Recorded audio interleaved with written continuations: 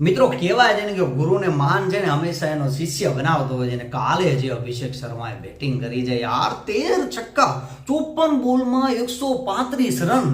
મિત્રો इंग्लैंड वाला कहता हશે कि हम सोना वापस देके जाएंगे, बस अब इसे वापस बुला लो यार। પણ અભિષેક શર્માએ નક્કી કરી નાખ્યું હતું આજ हम 3 गुना नहीं 4 गुना लगान वसूल करेंगे। અને જે બેટિંગ કરી છે ખરેખર ઇંગ્લેન્ડ વાળાને મારી મારીને ભૂત બનાવી દીધા। અને મિત્રો એ T20 વર્લ્ડ કપ યાદ આવી ગયો કે જે યુવરાજ સિંહે સ્ટુઅર્ટ બોર્ડને ધોયા હતા ને એવા અભિષેક શર્માએ ધોયા છે કે ભાઈ આર્ચર आ रहा है कि कोई भी आ जाए आज तो मैं सिंगल नहीं लेगा।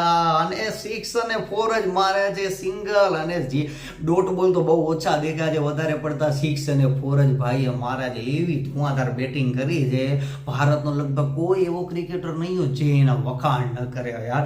એટલી જબરદસ્ત બેટિંગ કરી છે। Highest T20 score by any Indian એટલે ભારત તરફથી સૌથી વધારે રન કરનાર છે એ અભિષેક શર્મા બની ગયો છે। 135 રન ઠોકી દીધા।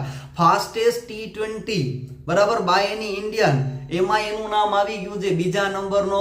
ફાસ્ટેસ્ટ T20 સ્કોર એણે જ કર્યો છે અને ફાસ્ટેસ્ટ 100 બાય એની ઇન્ડિયન એમાં એનું નામ આવી ગયું છે। રોહિત શર્મા પછી સૌથી ફાસ્ટેસ્ટ બેટિંગ છે એ આપણા અભિષેક શર્માએ કરી છે। ખરેખર કાલે તો ઇંગ્લેન્ડની ટીમને છે ને મિત્રો વિચારમાં પડી ગઈ કે હવે શું કરવું, આને આઉટ કેમ કરવો। કારણ કે મિત્રો મારે જેવું હતું એલેસ્ટર કુકે તો જે ટ્વીટ કર્યું છે ને મિત્રો એ તમને ખરેખર મજા આવી જશે। એ કે મેં મારી આખી જિંદગીમાં છે ને જેટલા 6 નથી માર્યા ને એટલા તો અભિષેક શર્માએ 2 કલાકમાં ઠોકી દીધા છે। એટલે એને કેવો હાલત કરીએ છે એ વિચાર કરો। 10 ઓવરમાં 145 રન હતા અને સામે જ્યારે પાછો બોલિંગમાં આવ્યો તો બોલિંગમાં પાછી 2 વિકેટ લઈ ગયો બોલો।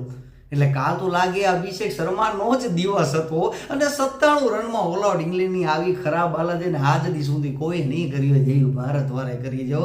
મિત્રો અભિષેક શર્માની અભિષેક ધ ઇંગ્લેન્ડ આખી ઇંગ્લેન્ડની ટીમને હચમચાવીને રાખી દીધા। મિત્રો તમને એની બેટિંગ કેવી લાગી કમેન્ટમાં અવશ્ય જણાવજો।